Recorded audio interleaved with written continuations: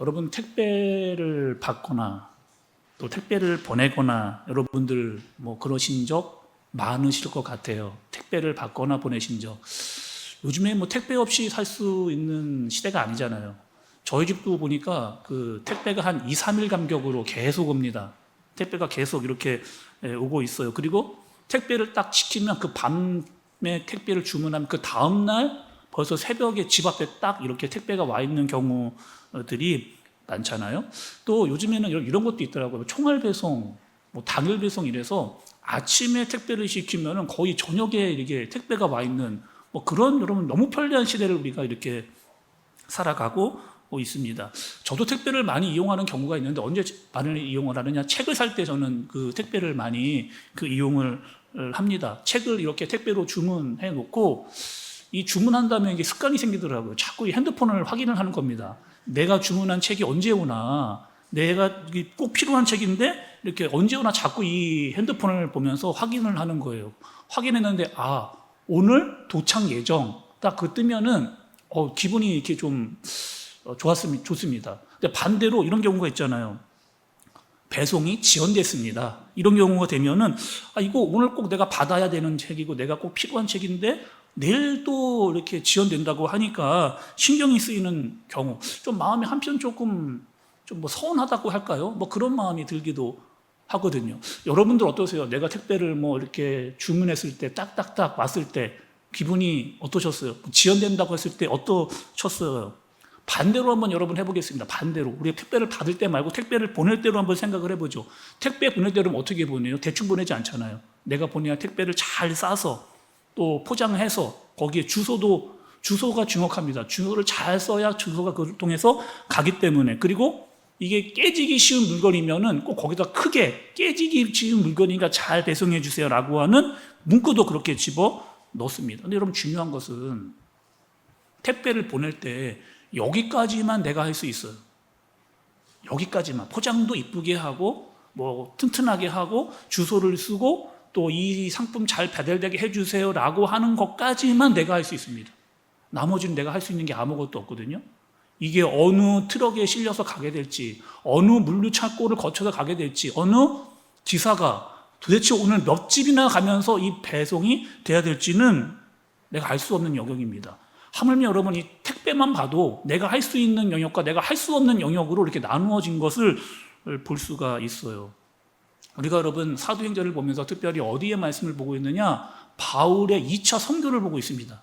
뭐라고 여러분? 바울의 2차 선교. 지도를 한번 여러분께 좀 보여드릴게요. 지도를 보시면 이게 지금 그 바울의 2차 선교입니다. 제가 중간중간 말씀드리면서 이렇게 보여드렸던 그런 이 지도이기도 한데 여러분 이제 이 지도를 자꾸 보여드리는 이유가 있습니다. 바울의 2차 선교하면 적어도 이렇게 바울이 이렇게 여러 지역을 이렇게 다니면서 선교를 했구나라고 하는 그림 정도는 우리가 그릴 수 있어야 되는 거죠.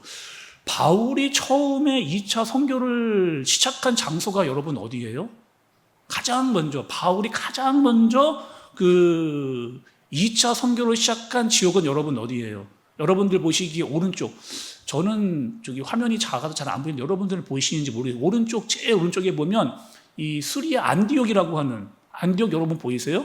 여기서부터 이제 시작이 됐습니다. 누구와 함께 바울이 2차를 선교를 시작했느냐? 누구예요? 신라와 함께 이렇게 시작을 했죠. 그래서 옆으로 이제 왼쪽으로 쭉쭉 흘러가면서 다소, 더베, 루스드라, 이고니온 쭉쭉쭉 이렇게 계속 시계 이렇게 반대 방향으로 이렇게 선교가 시작이 되는 것을 볼 수가 있습니다. 근데 여러분 쭉 가시다가 보면 그 왼쪽에 위쪽을 보시면 이 빌립보에서 여러분 어떤 일이 있었어요? 한번 여러분 우리 이렇게 한번 오늘 말씀을 정리를 한번 해보시죠. 이 바울의 2차 선교에 대해서 쭉 한번 우리가 정리하는 시간이 좀 필요했는데 한번 오늘 이 시간에 한번 정리를 좀 해보도록 하겠습니다. 한번 기억을 한번 떠올려. 우리 빌립보 말씀 들었거든요. 빌립보에서 만난 사람이 있거든요. 누구예요? 루디아입니다. 루디아는 어떤 사람이었어요? 자주옥감 장수로서 비즈니스를 하는 여성이었다. 비즈니스 우먼이었어요. 그리고 자신의 집을 오픈해서 빌립보 교회의 시작이 되었던, 모토가 되었던 곳이 바로 그 빌립보라고 하는. 그런데 그 빌립보에서 루디아의 집 식구 전체가 세례를 받는 그런 일이 있었어요. 또 거기서 좀 특별한 일이 있었는데 어떤 일이 있었느냐? 귀신 들린 여종을 바울이 고쳤습니다. 그런데 그 일 때문에 귀신 들린 여종을 고쳤는데 그 좋은 일 한 건데 그것 때문에 바울이 엄청나게 힘든 일을 당했잖아요. 그 귀신 들린 여종의 주인들이 바울을 심하게 때리고 감옥에 넣어버리는 그런 일이 있었습니다. 자, 빌립보에서 여러분 또 내려와서 어디로 가느냐? 데살로니가도 좀 볼게요. 데살로니가에서는 여러분 어땠어요? 바울이 가장 먼저 들어온 것이 어디다? 데살로니가에서 회당이었다. 회당에 들어가 말씀을 전가했습니다. 그런데 회당에 증거했는데 데살로니가에서는 두 부류의 사람으로 딱 나눠지게 됐습니다. 한 부류는 어떤 사람이에요? 정말 말씀 잘 들으려고 하는 사람들. 또 한 부류는 잘 믿지 않는 사람들. 잘 들으려고 했던 사람들은 오히려 이방인들이었다. 그 지역에 살고 있는 이방인들이었고, 말씀을 제대로 듣지 않는 사람들은 대부분의 유대인들이 대부분 듣지 않아요. 어떤 마음을 가졌습니까? 저거 바울 가만두면 안 될 놈이다. 없애버려야 되겠다. 추방시켜야 되겠다. 그래서 그 유대인들이 누구를 동원해요? 조폭들을 누구의 집으로? 바울이 묵고 있었던 야손의 집으로 이 조폭들을 보내게 됩니다. 그래서 바울이 어떻게 하는 거예요? 그 데살로니가에 더 이상 있지를 못하고 어디를 가게 되느냐? 야밤도주를 해서 베레아로 가잖아요. 근데 베레아에 갔는데 베레아 사람들은 어떠했다? 너그러웠다. 베레아 사람들은 너그러웠고 간절한 마음으로 말씀을 들으려고 했고 또 매일마다 날마다 말씀을 상고했던 그런 사람들이 바로 베레아 지역의 사람들이었습니다. 근데 그 베레아까지 누가 또 찾아왔어요? 유대인들이 바울을 가만두지 않으려고 추격해서 그렇게 왔습니다. 그리고 이 바울이 또 이 베레아에서 어디로 가느냐? 아테네. 근데 거기서 누구와 헤어져요? 실라와 디모데와 헤어지는 그런 일도 있게 되는 거죠.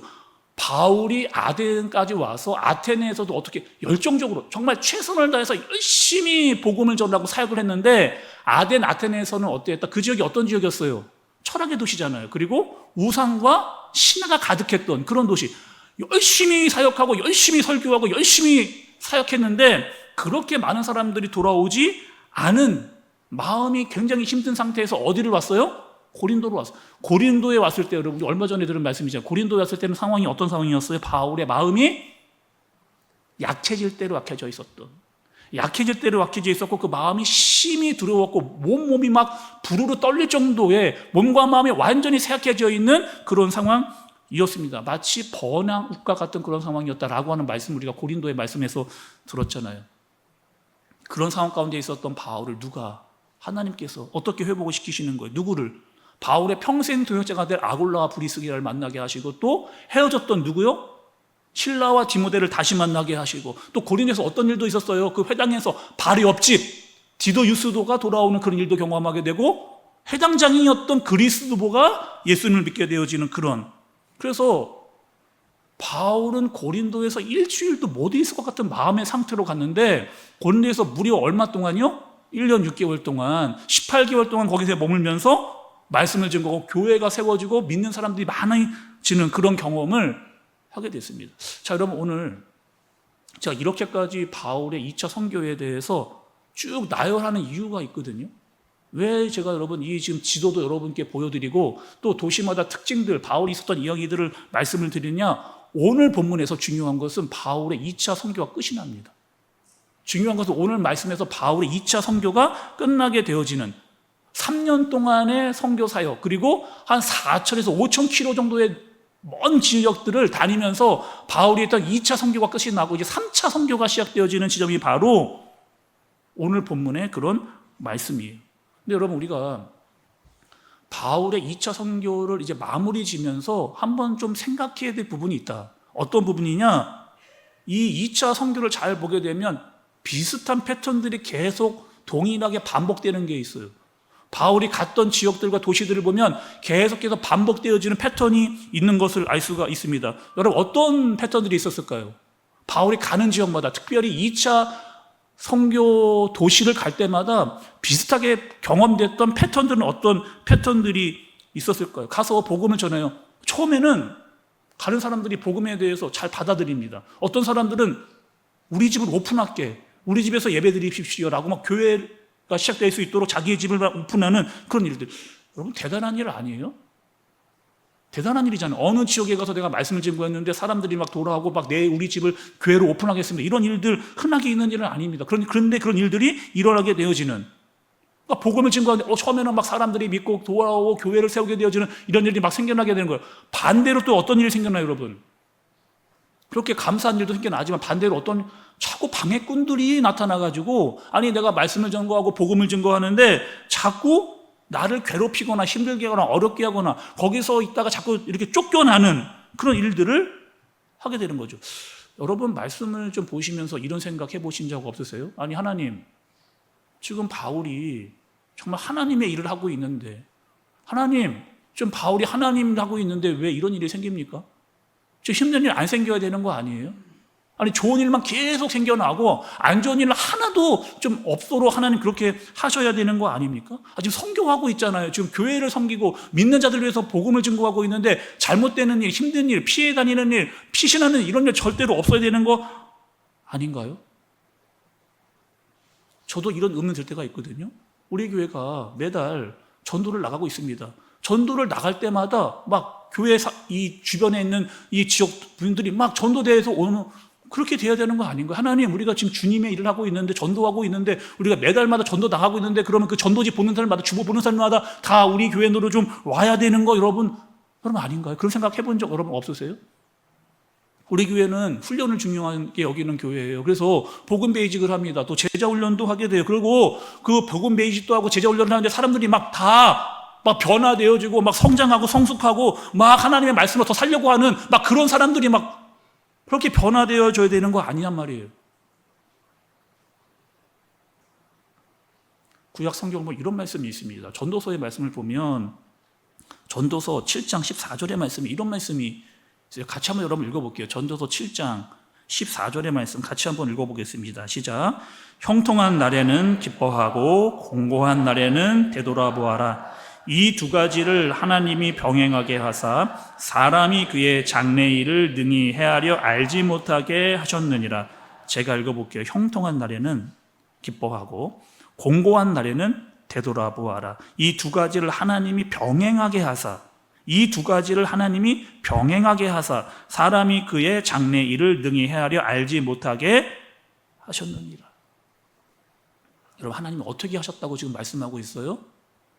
사람들에게 어떻게 했다고요?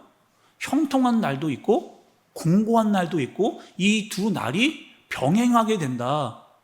우리 형통한 날만 있으면 좋겠는데 공고한 날은 없으면 좋겠는데 형통한 날도 있고 공고한 날도 있고 이 날들이 지금 병행하고 있다라고 말씀하고 있죠. 이게 구약 말씀이거든요. 여러분 이 말씀을 그대로 가져와가지고 신약 지금 사도행전의 바울에게 한번 적용을 좀 해보도록 할게요. 바울이 지금 가는 도시들마다 형통한 날이 있었다니까요. 바울이 가는 도시마다 형통한 일들이 있었어요. 어떤 일이요? 빌립보에서 여러분 아까 어떤 일이 있었다고요? 복음을 증거했어요. 루디아가 자기 집을 내놓고 믿는 사람들이 막 생기고 식구들이 세례를 받고 이런 일들이 있게 됐습니다. 또 여러분 심지어 어디서도요? 빌립보 감옥에서 그 간수장이 예수를 믿고 또 식구들이 다 돌아오는 그런 엄청난 일들, 형통한 일들을 바울이 경험을 한 거예요. 또 베레아에 갔는데 빌립보에서 좀 힘들었거든요. 매도만 잡고 감옥에 들어갔거든요. 그런데 베레아에 오니까 너그러운 사람도 만나고 또 간절한 또 말씀을 상고하는 그런 사람들도 바울이 만났습니다. 또 고린도에 가서 누구요? 아굴라와 브리스게를 만나고 실라와 디모데를 만나는 그 형통한 날들이 바울에게도 있었다는 거예요. 근데 반대로 어떤 날도 있었느냐? 힘든 날도 있는 거예요.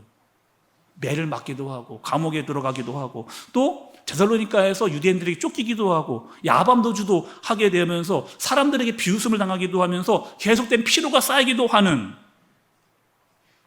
제가 오늘 이 구약 말씀 보고 사도행전 말씀을 보면서 저에게도 좀 적용을 시켜봤어요. 저는 형통한 날만 있었으면 좋겠습니다. 하나님 믿고 신앙생활하면서 나는 정말 형통한 날만 있었으면 좋겠어요. 근데 물론 형통한 날도 저에게 있습니다. 어떤 때 형통한, 이럴 때 저게 형통하거든요. 제가 사역을 합니다. 열심히 하려고 막 해요. 설교를 했습니다. 근데 나가면서 어떤 분이 저에게 이렇게 목사님, 오늘 진짜 설교는 진짜 저에게 주시는 말씀이세요. 이었어요. 정말 제가 오늘 은혜를 많이 받았습니다. 그리고 막 눈물이 나고 있는 마음으로 기도도 이렇게 했어요. 이런 경우들이 있거든요. 또 복음 베이직을 하거나 제자 훈련을 하면 그 훈련받는 분이 막 변화되는 것을 볼 때가 있어요. 막 그분이 하는 말이나 태도나 그 생각이 달라지는 그런 경우, 정말 하나님을 더 사랑하고 교회를 위해서 더 뭔가 하려고 하고 뭔가 마음이 이렇게 성장하는 그런 모습을 보는 경우들이 있습니다. 또 새로운 분들이 우리에게 오시면 그분들이 잘 교회에 정착하는, 그럼 한번 생각해 보시죠. 훈련을 하고 또 훈련할 때마다 그분들이 막 성장하고 새로운 분들이 와서 교회에 잘 정착 이렇게 하고 예배를 드릴 때마다 말씀으로 의뢰받는다면 제 마음 여러분 어떨까요? 목사로서 제 마음은 어떨까요?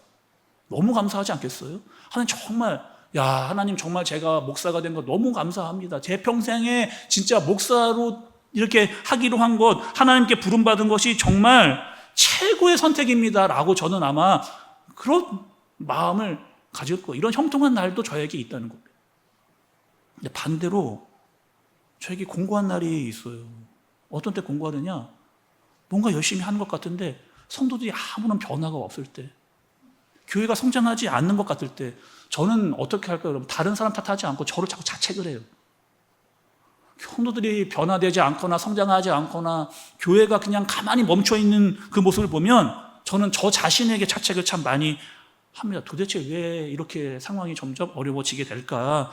내가 진짜 많이 부족한가 보다.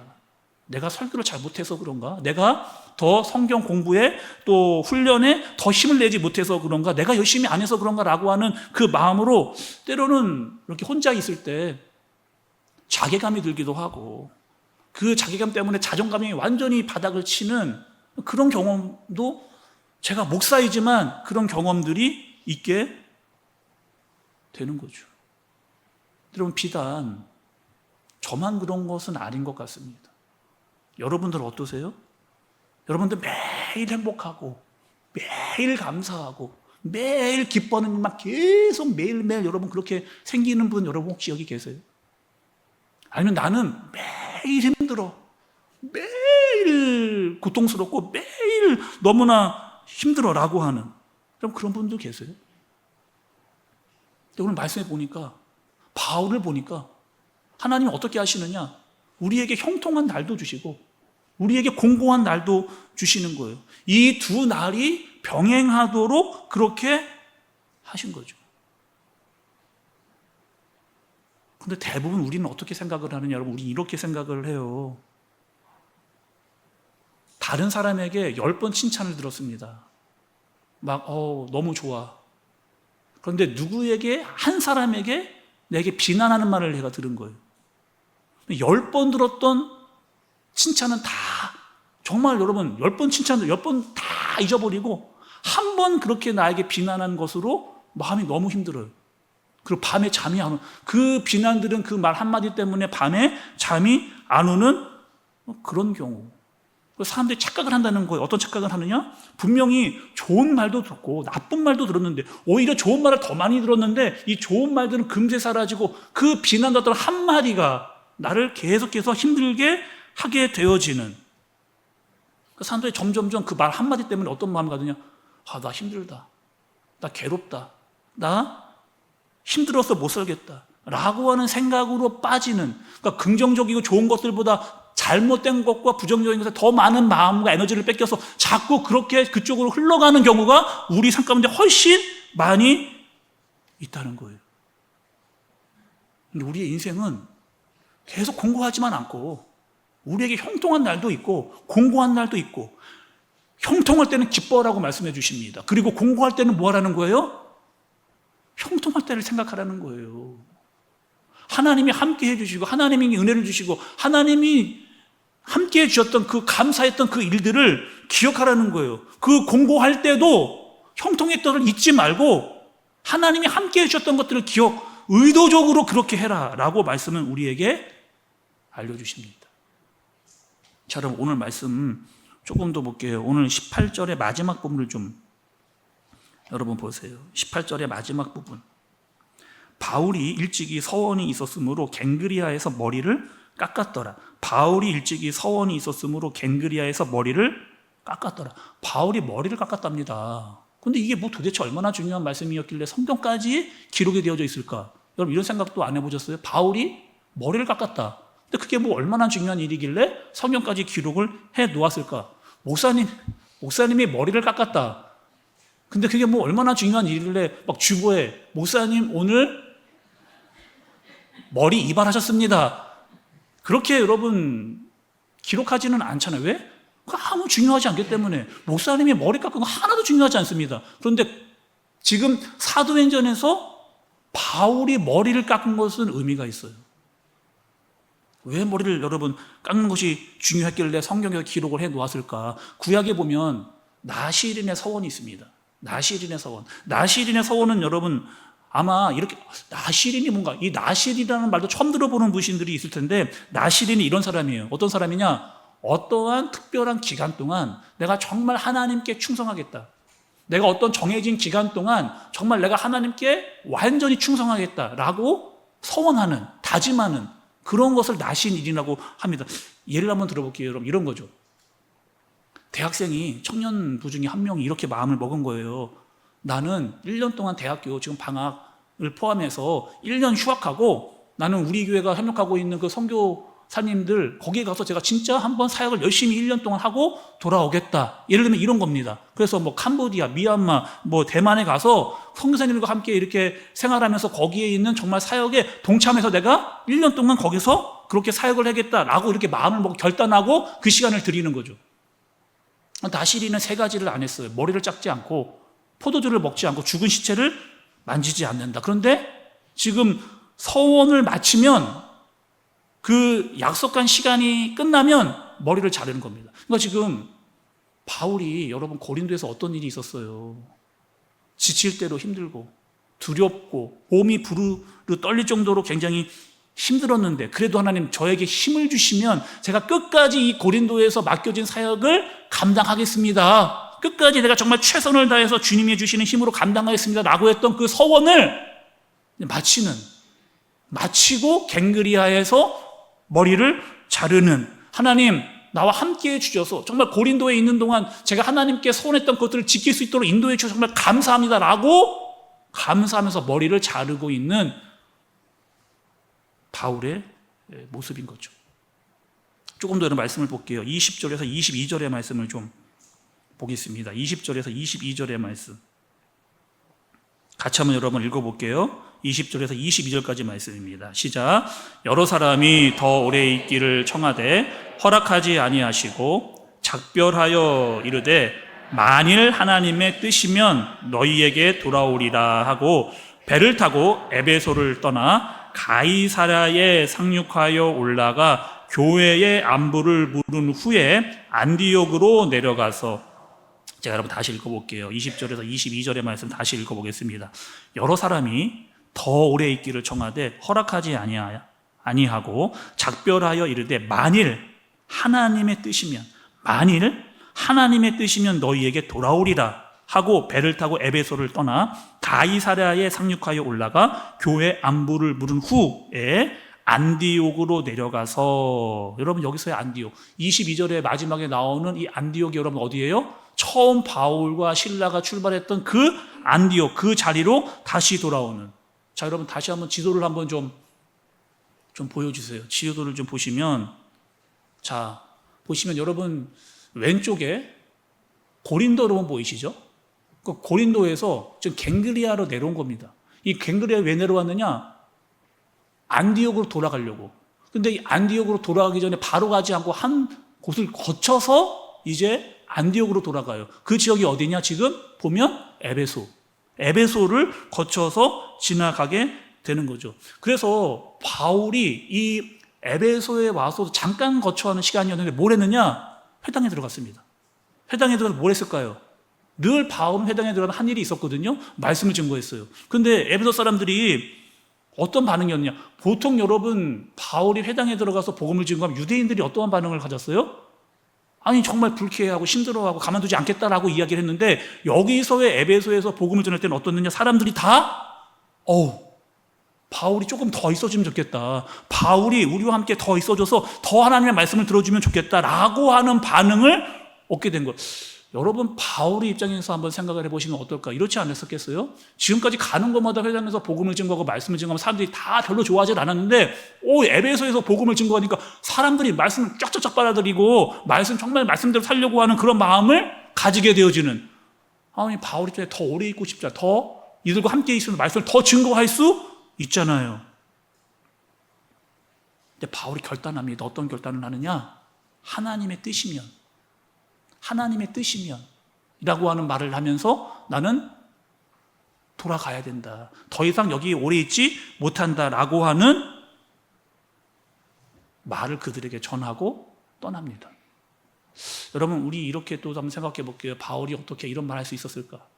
바울이 하나님의 뜻이면 내가 다시 돌아오겠다는 하나님의 뜻이라고 하는 말을 바울이 어떻게 할 수 있었을까?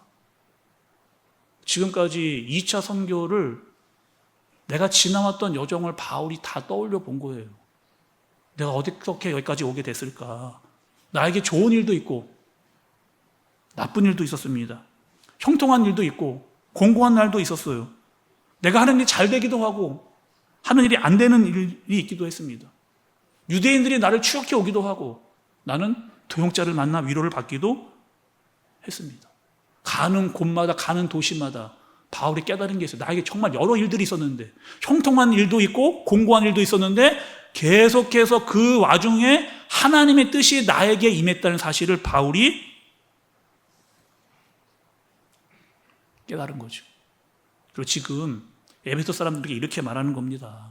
나는 지금 돌아가야 된다. 수리아 안디옥으로 돌아가야 된다. 그리고 하나님이 뜻이 있다면 내가 다시 돌아오겠다 라고 말하면서 누구를 남겨두느냐? 거기에 아굴라와 브리스길라를 에베소에 남겨주고 수리아 안디옥으로 돌아오는 거죠. 오늘 저는 말씀 보면서 구약의 한 사람이 떠올랐습니다.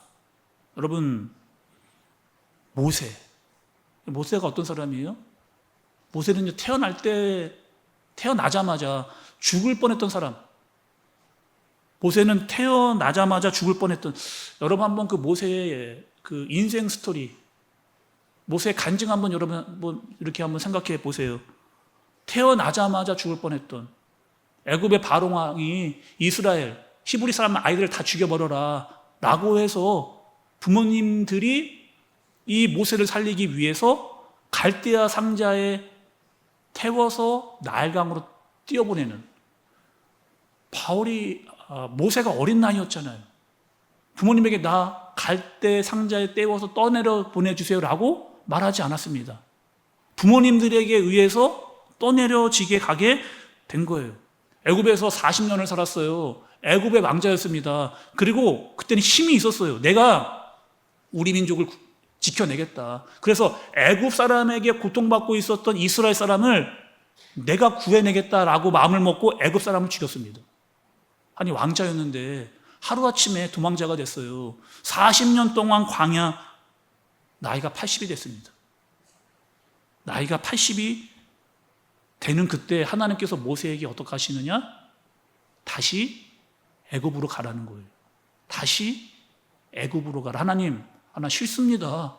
하나님, 지금 제 꼴을 한번 보세요. 지금 나는 완전히 초라한 모습인데, 완전히 광야의 야인인데 너무 부끄럽고, 나 이 모습으로는 도대체 나는 애굽으로 다시 들어갈 수 없습니다. 가면 사람들이 얼마나 나를 비웃겠어요 라고 하는 마음. 차라리 하나님, 애굽의 왕자일 때 나를 그렇게 좀 사용하시지. 80년이 지나 나이도 많이 먹고 힘도 떨어져서 지금 나는 광야의 야인처럼 이렇게 살고 있는데 지금 내가 다시 애굽으로 간다라고 하는 거, 하나님, 이게 무슨 일입니까? 그런데 하나님은 끝까지 모세, 너가 가라. 그리고 그 말씀에 순종해서 하나님의 뜻이면 애굽으로 가는 모세의 마음과 모습을 우리가 떠올려 봐야 됩니다.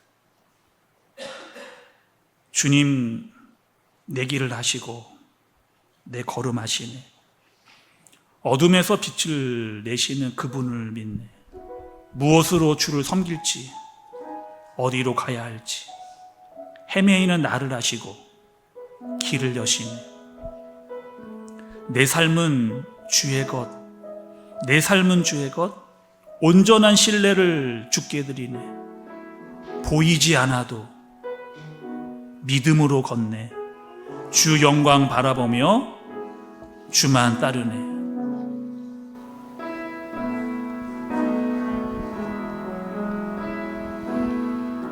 주님 내 길을 잘 아시고 내 걸음 아시네. 어둠에서 빛을 내시는 그분을 믿네. 무엇으로 주를 섬길지 어디로 가야 할지 헤매이는 나를 아시고 길을 여시네. 내 삶은 주의 것,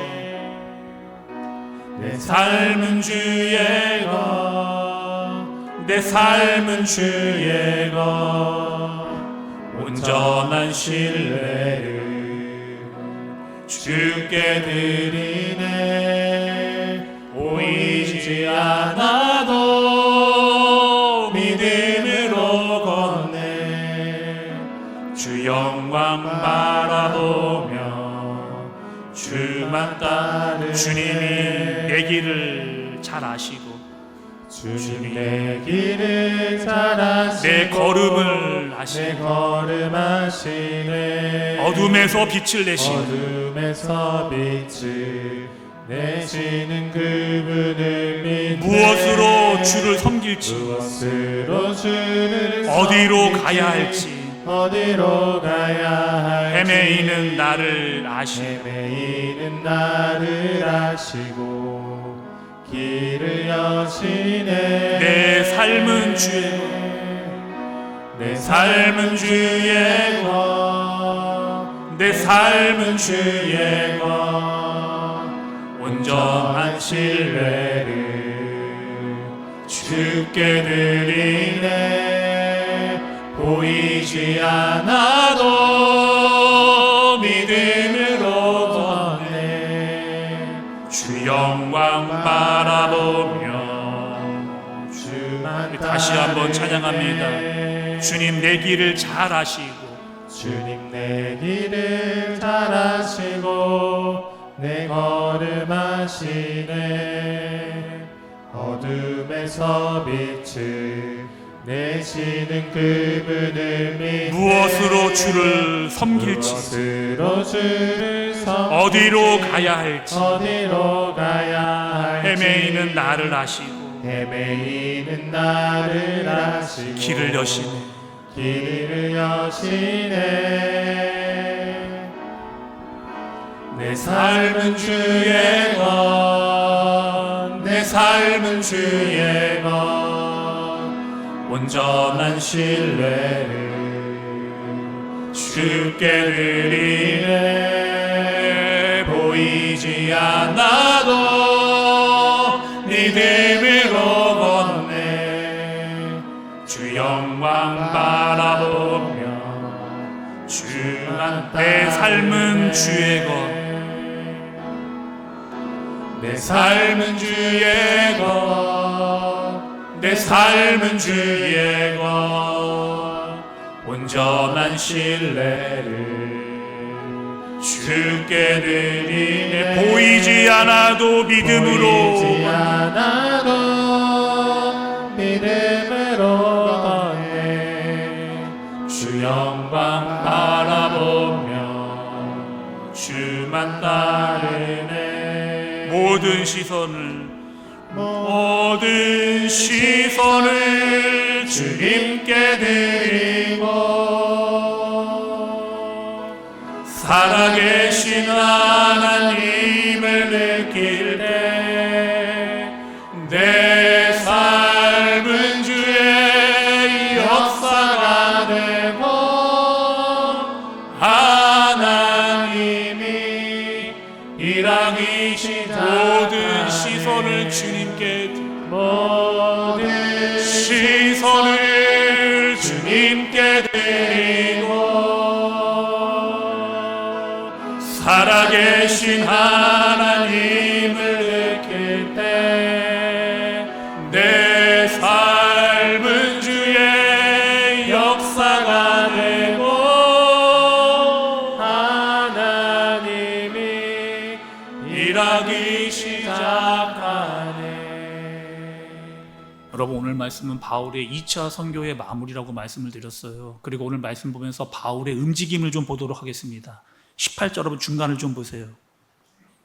18절 중간, 배를 타고 수리아로 떠나갈새, 이렇게 기록이 되어 있습니다. 19절 처음도 보시죠. 19절 처음 부분에 에베소에 와서, 21절 마지막 부분에 배를 타고 에베소를 떠나, 22절 처음 부분에 가이사라에 상륙하여, 22절 마지막 부분에 안디옥으로 내려가서, 23절 처음 부분에 얼마 있다가 떠나 갈라디아와 부르기아 땅을 차례로 다니며. 여러분, 지금 제가 읽어드렸던 말씀들의 동사를 보세요. 바울이 어떻게 하느냐? 계속 움직입니다. 가만히 있지 않고, 한자리에 있지 않고 계속 움직이는, 계속 그 지역과 도시를 옮겨다니면서 바울은 계속해서 사역하는 것을 볼 수가 있어요. 바울이 만약에 공고한 마음에만 빠져 있었다면, 형통한 마음을 생각하지 않고 공고한 생각에만 빠져 있었다면, 바울은 이렇게 움직이지 못했을 겁니다. 우리 인생도 마찬가지예요. 오늘 말씀을 들으시면서 여러분 한번 생각해 보시기 바랍니다. 내 인생이 내가 원하는 대로만 흘러간다, 내가 계획한 대로만 진행되어진다라고 하면 얼마나 좋을까. 내 열심, 내 노력, 내 열정 너무나 중요하고 또 필요합니다. 그러나 정말 그것이 하나님의 뜻인지, 정말 하나님의 뜻이라고 한다면 내가 그것에 순종하고 있는지, 나 자신을 돌아보면서 생각해 볼 수 있는 저와 여러분들 되어지시길 예수님의 이름으로 축복합니다. 기도하겠습니다. 여러분, 오늘 들은 말씀, 특별히 바울의 2차 선교를 보면서 나 자신을 한번 여러분 떠올려 보세요. 나에게 형통한 일도 있고 공고한 날도 있었습니다. 늘 형통하지만도 않았고 늘 공고하지만도 않았습니다. 그 두 날이 병행했습니다. 그리고 바울은 그 속에서 하나님의 뜻을 깨닫고 순종해 나아갔습니다. 여러분, 요즘 나에게 형통한 일만 생기세요? 아니면 공고한 일만 생겨서 힘들다라고 생각하고 있지는 않습니까? 그 속에서 하나님의 뜻을 찾고 순종하는, 다 보이지 않아도 말씀에 신뢰와 믿음을 가지고 나가는, 그럴 때 내 생각보다 더 크신 하나님의 계획을 만나는, 하나님의 말씀이 뜻이라면 내가 그것을 순종하는 내가 되게 하여 주옵소서. 우리 시간 자신을 위해서 한번 기도하도록 하겠습니다. 하나님, 이 땅을 살아가며 때로는 공고한 날도 형통한 날도 있습니다. 그 속에서 하나님의 뜻과 계획을 발견하는 내가 되게 하여 주옵소서. 보이지 않아도 주님을 따르고 신뢰하는, 내 생각보다 더 크신 하나님의 계획을 믿게 해 주옵소서. 하나님이 뜻이면 충분한 믿음으로 나가는 우리가 되어지도록 주님 인도해 주옵소서.